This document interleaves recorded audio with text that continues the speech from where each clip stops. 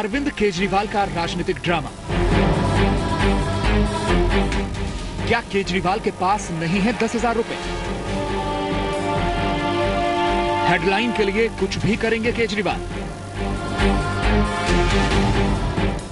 Headline के लिए फिर जेल गए केजरीवाल।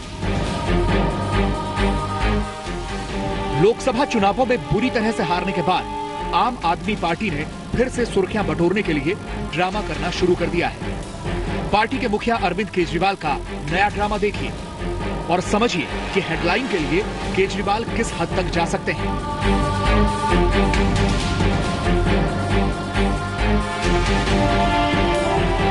अदालत ने बीजेपी के पूर्व अध्यक्ष नितिन गडकरी की मानहानि के एक केस में केजरीवाल से 10,000 रुपए का मुचलका भरने को कहा,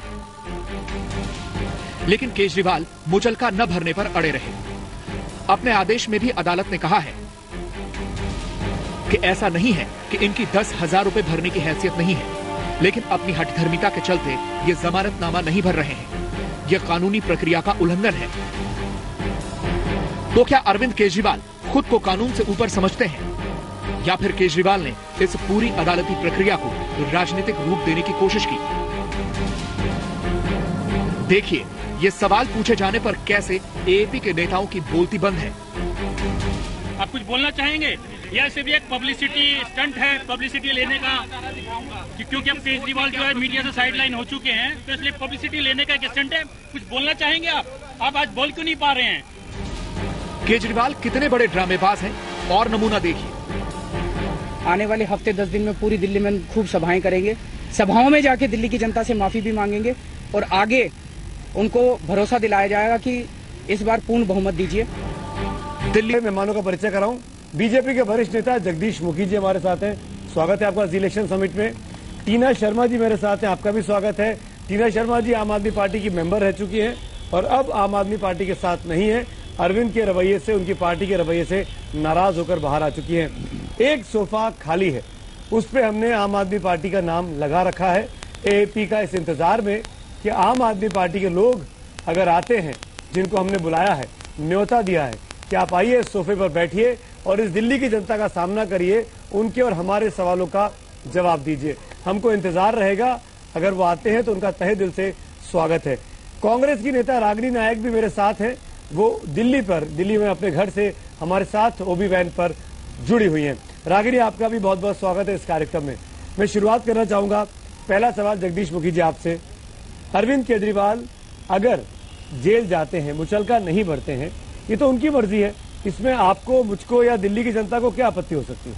आपत्ति है, मुझे दो आपत्तियां हैं। पहली चीज इसे समझने की कोशिश करें, उन्होंने मुचलका क्यों नहीं भरा। मुचलका इसलिए नहीं भरा कि आप उन्हें अहमियत नहीं देते, मुचलका भरते, पता नहीं लगता चले गए होते। आप उन्हें इतनी अहमियत दे रहे हैं, प्रोग्राम कर रहे हैं ना उनके लिए। क्यों कर रहे हैं? क्योंकि उन्होंने मुचलका नहीं भरा। यानी वो मीडिया किस चीज को कैच करता है वो अच्छी तरह से जानते हैं। यानी वो नौटंकी करना अच्छी तरह से जानते हैं और मीडिया ऐसी न्यूज को बहुत अच्छे ढंग से उछालता है। एक चीज। दूसरी बात जो कहना चाहता हूं, केजरीवाल अपनी फितरत के अनुसार ही उन्होंने किया है, कोई नया नहीं किया है। जो भी कार्य उन्होंने किया है, हमेशा उनके सामने एक बात रही है कि मेरा व्यवस्था के अंदर कोई आस्था नहीं है।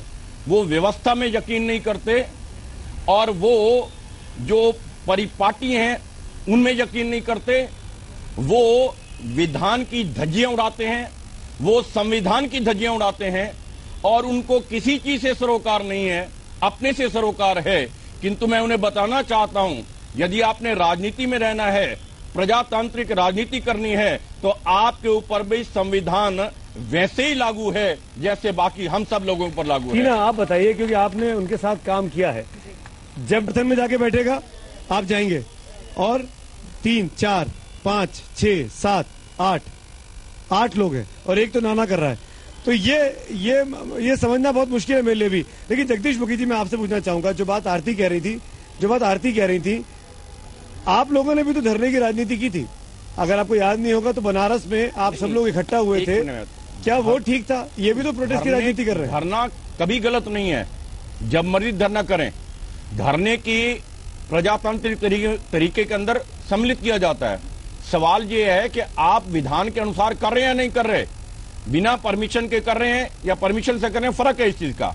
मैं एक बात कहना चाहता हूं, केजरीवाल साहब ने एक ही विषय पर अपना जो वक्तव्य दिया है, अपना स्टैंड जो लिया है, वो पब्लिक में अलग है, अपने वर्कर्स के अंदर अलग है, मीडिया के सामने अलग है और कोर्ट के अंदर अलग है, एलजी के सामने अलग है।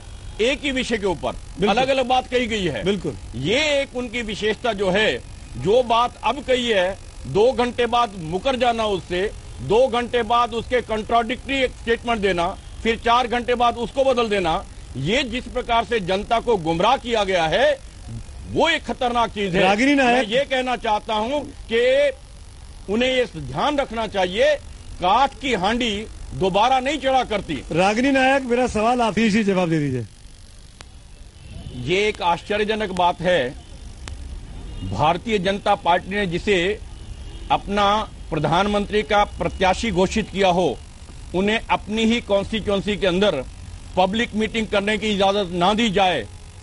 आश्चर्यजनक है, उन्हें एक भी परमिशन नहीं मिली। उन्होंने चुनाव लड़ा, बिना किसी वहां मीटिंग को एड्रेस किए हुए चुनाव लड़ा गया।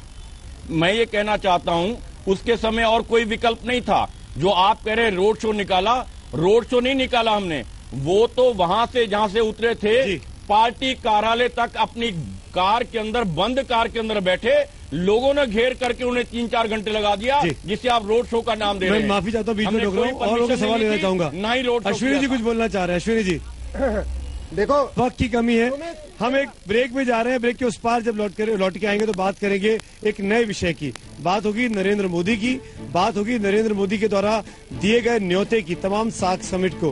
क्या नवाज शरीफ को बुलाकर नरेंद्र मोदी ने प्रधानमंत्री बनने के पहले ही एक बहुत बड़ी समझदारीपूर्ण कूटनीतिक चाल चली है पाकिस्तान की असलियत खुलवाने की? इस ब्रेक के बाद बने रहिए जी न्यूज जी इलेक्शन समिट में।